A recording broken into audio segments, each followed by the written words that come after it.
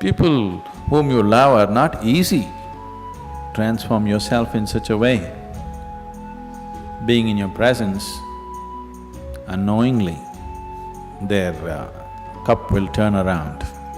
As far as your spiritual process is concerned, anyway you're alone. Namaskaram Sadhguru. I'm in a relationship with a very bitter person who is not interested in spirituality. How can I handle my relationship without losing my way on the spiritual path? If your concern is your spiritual growth only, then if you have a demon for your partner, that's the best thing.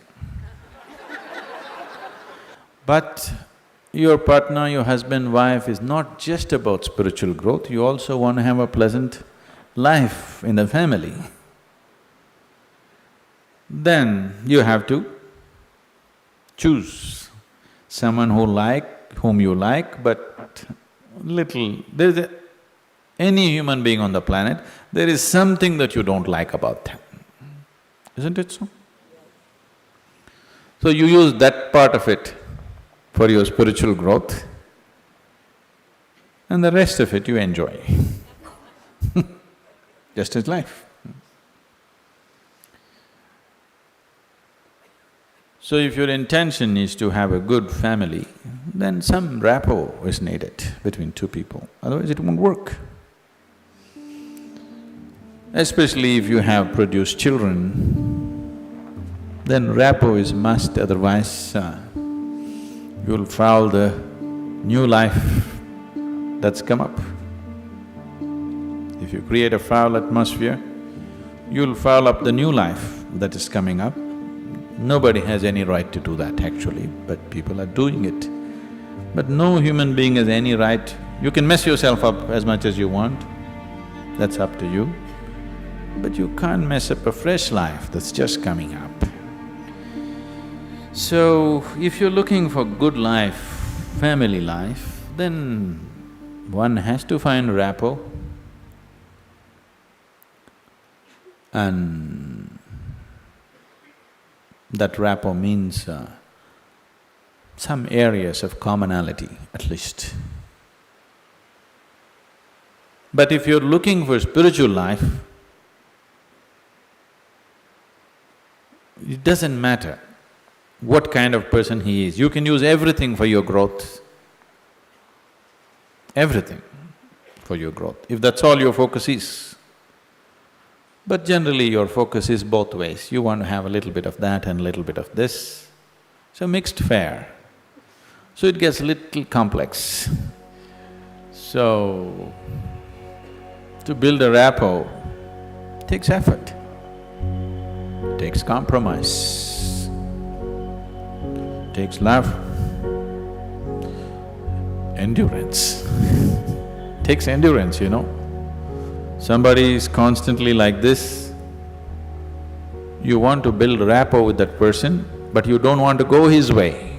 That takes lots of endurance. Yes or no? People whom you love are not easy. So what can you do? One thing is to transform yourself in such a way, being in your presence, unknowingly, their cup will turn around.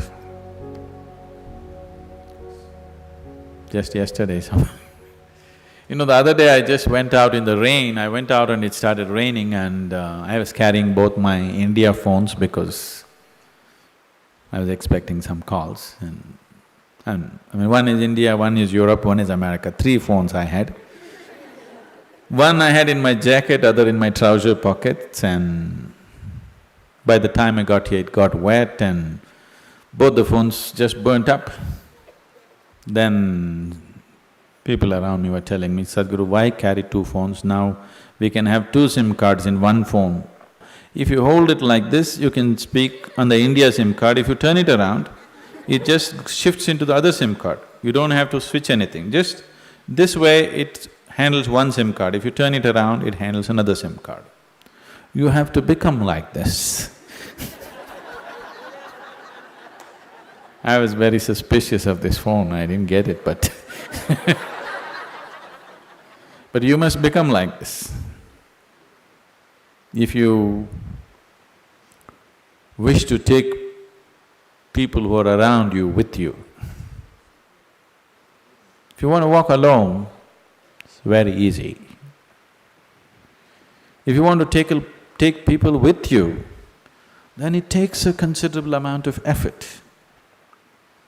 When Gautama was asked this question, is it better to walk alone on the path or with a companion? He's not like me, he's dry. He said, it's better to walk alone than to walk with a fool. He's not saying don't walk with anybody, he's not saying don't have companions, but he said it's better to walk alone than walk with a fool.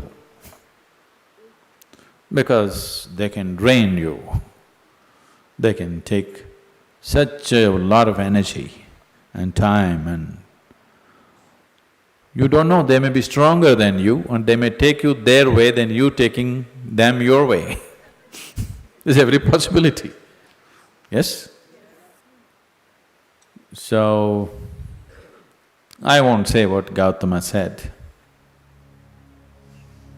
All I am saying is, it doesn't matter how you walk, as far as your spiritual process is concerned, anyway you're alone.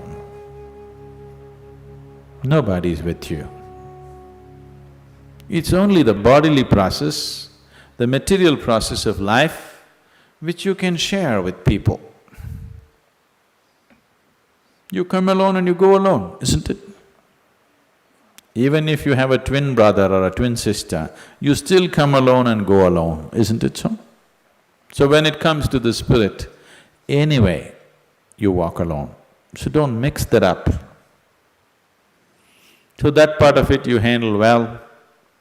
The material part of it, according to your capability, to what extent you can do it, you do it.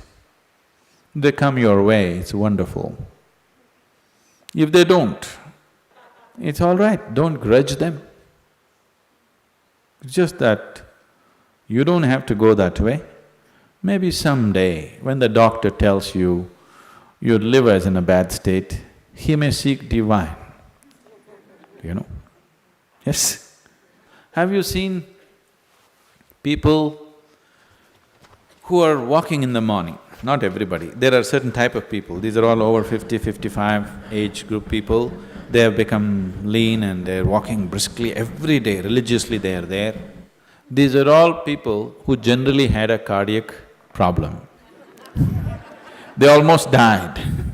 Then their doctor told them, either you do this or you're gone. Now their walking is like a religion. Not Sunday morning, every morning. Have you seen those people? Suddenly they transform, they eat properly, they do everything properly because the fear of life and death has come. So different people need different kinds of impetus. If you're sensible, you learn by just looking. If you're not sensible, you learn by thrashing.